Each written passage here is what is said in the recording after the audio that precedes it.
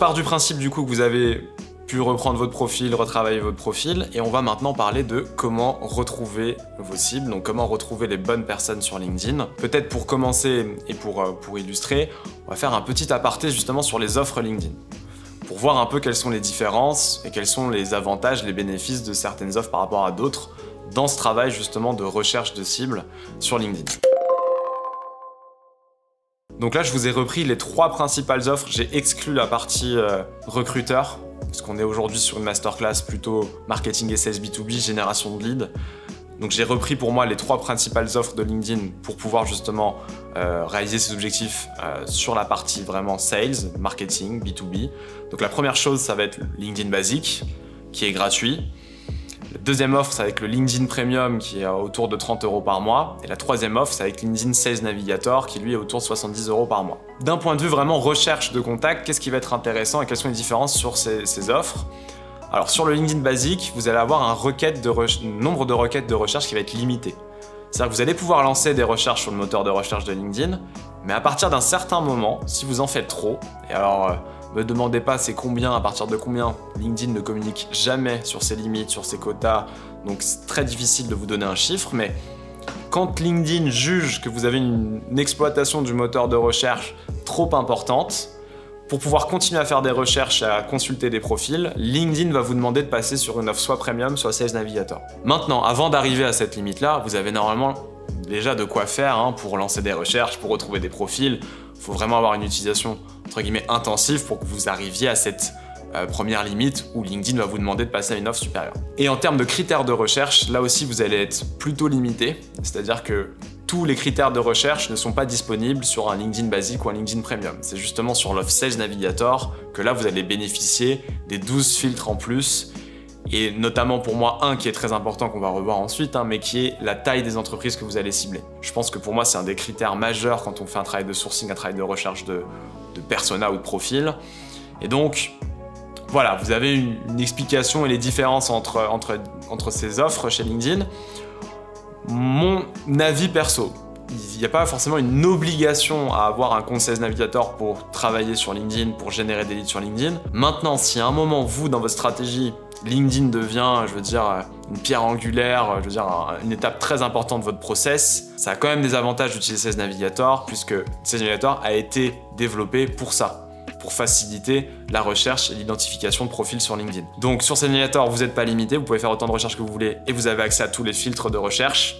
C'est pour cette raison que nous, chez Neodeal, on est sur Sales Navigator, bien sûr, et on recommande à nos clients d'utiliser Sales Navigator. Maintenant, c'est une recommandation, c'est pas une obligation. Donc à vous de voir après, en fonction de vos cibles, des critères que vous avez besoin, du nombre de recherches que vous avez besoin de faire, si voilà, ça devient important ou pas de passer sur une offre payante. En tout cas, voilà, vous avez une vue des différentes offres et du coup de l'intérêt pour moi de passer sur un Sales Navigator. Donc première chose qu'on va voir ensemble, c'est comment retrouver vos cibles sur Sales Navigator. On va commencer la démo sur Sales Navigator et on parlera ensuite bien sûr d'un LinkedIn basique aussi pour voir comment exploiter le moteur de recherche. Première chose, sur Sales Navigator, il faut bien différencier déjà 2 approches possibles. La première approche serait une approche plutôt ce qu'on appelle aujourd'hui ABM, donc Account Based Marketing, où là, votre but dans un premier temps, c'est d'identifier les sociétés avec lesquelles vous voulez travailler. Donc les sociétés avec lesquelles vous voulez nouer des relations, nouer des contacts.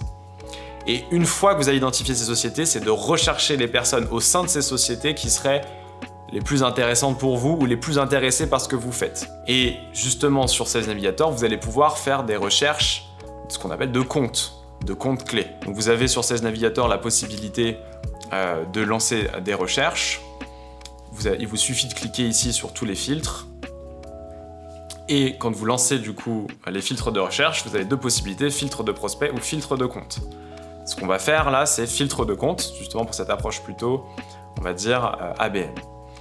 Alors sur ces filtres de compte, ce qui va être intéressant pour vous, c'est d'identifier les entreprises qui seraient, on va dire, les plus susceptibles d'être intéressées par votre offre.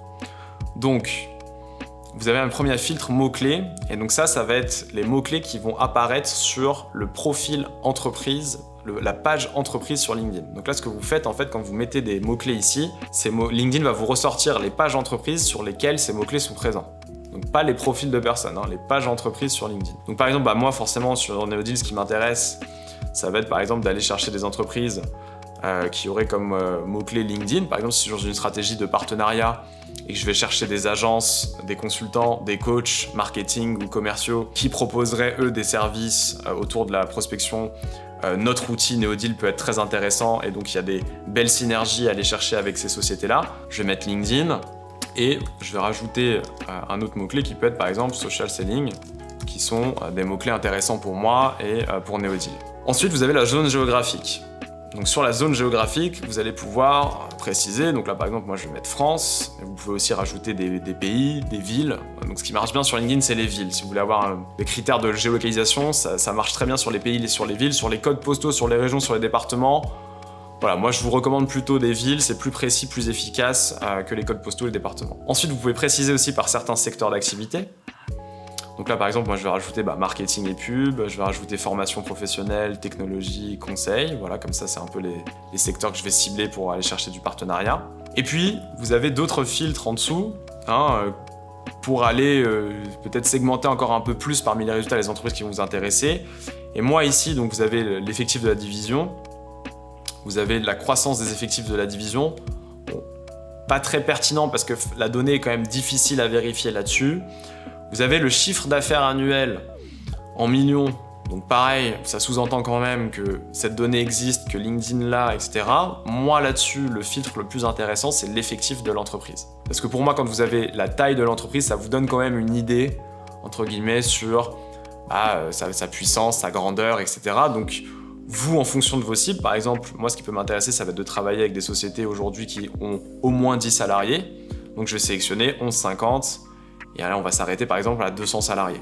Pourquoi? Parce que je pense que c'est les sociétés aujourd'hui qui, dans ces métiers-là, les métiers d'accompagnement, de conseil, sont aujourd'hui peut-être les plus agiles et les plus au fait justement de ces nouvelles stratégies de prospection. Et donc, plus facile pour nous d'entrer en relation, en contact avec ces personnes-là. Et puis, un autre filtre que je trouve intéressant, ça va être le nombre d'abonnés.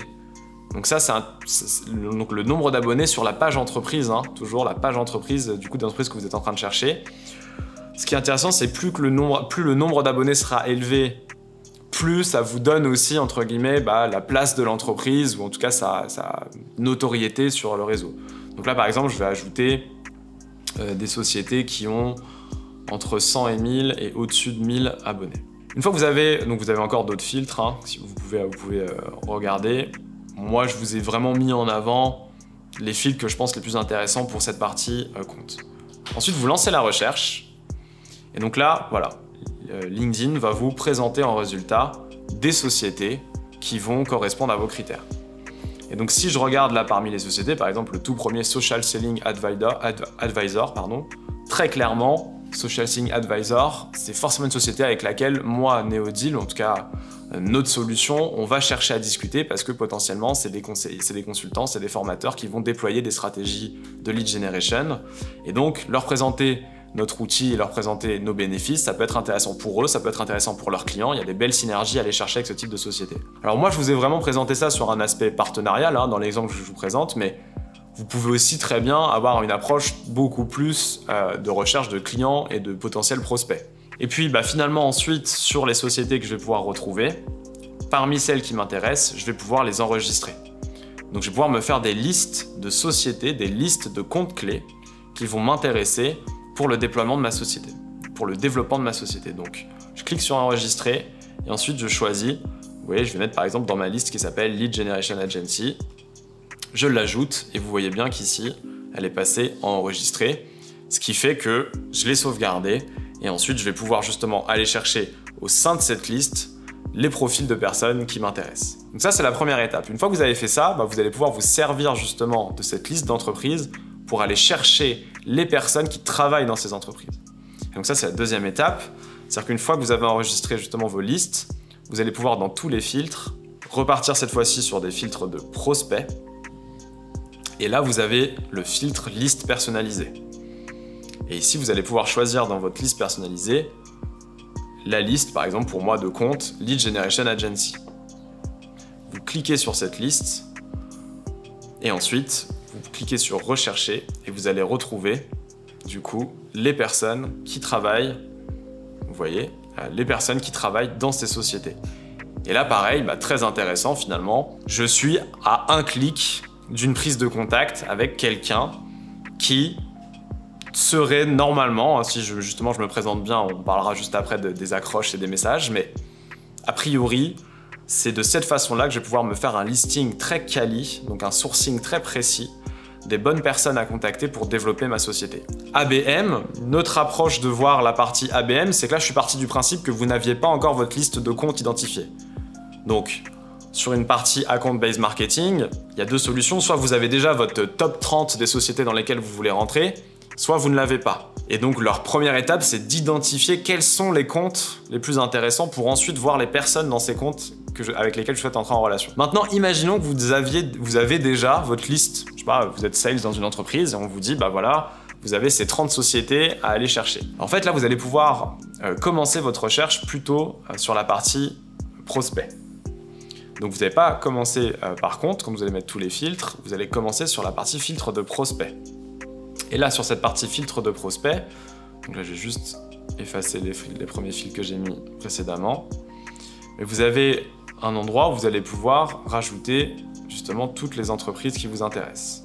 Donc, sur le critère entreprise ici, vous allez pouvoir, là, il me propose, c'est juste pour l'exemple, je vais prendre Uber, Oracle, Deloitte, Publicis, etc. Donc, c'est juste pour illustrer, mais c'est ici que vous allez pouvoir rentrer ce fameux top 20, top 30, top 50 d'entreprises que vous allez cibler. Et ensuite, une fois que vous avez rajouté ces entreprises, vous allez pouvoir, sur la partie titre, donc ici, ajouter des fonctions que vous allez cibler. Donc par exemple, moi, si je cible plutôt des fonctions marketing, je vais mettre un mot-clé marketing et je vais pouvoir lancer ma recherche. Et du coup, ce qui va se passer, c'est que Sales Navigator va me proposer des profils de personnes qui ont la fonction qui m'intéresse au sein des sociétés qui m'intéressent. Donc vous n'avez pas plus rapide et plus efficace pour retrouver les bonnes personnes et vous constituer comme ça votre liste de prospection. Voilà, donc là vous avez compris qu'avec Sales Navigator, c'est relativement rapide et simple d'aller identifier. Après, il faut maîtriser un peu les filtres et se balader dans les différents filtres, mais c'est aussi avec l'expérience que ça va venir. Vous faites quelques recherches et vous allez voir que très facilement, très rapidement, vous allez identifier les bonnes personnes. Puis après, c'est pareil. Une fois que vous avez identifié une personne qui vous intéresse, vous pouvez l'enregistrer et l'ajouter à une liste. Vous allez pouvoir par exemple créer une liste de prospects, vous donner un nom à votre liste, je sais pas, qui s'appelle par exemple top 50, vous créez, vous enregistrez et la personne sera bien enregistrée dans votre liste. Voilà pour cette première partie. J'espère que j'ai été assez clair. Vous avez une vue un peu aussi de l'intérieur de Sales Navigator et de pourquoi du coup, je pense que vous comprenez en voyant un peu l'intérieur, pourquoi moi je recommande quand à un moment LinkedIn est au cœur de sa stratégie commerciale, de disposer d'un Sales Navigator, ça vous simplifie quand même ce travail de sourcing.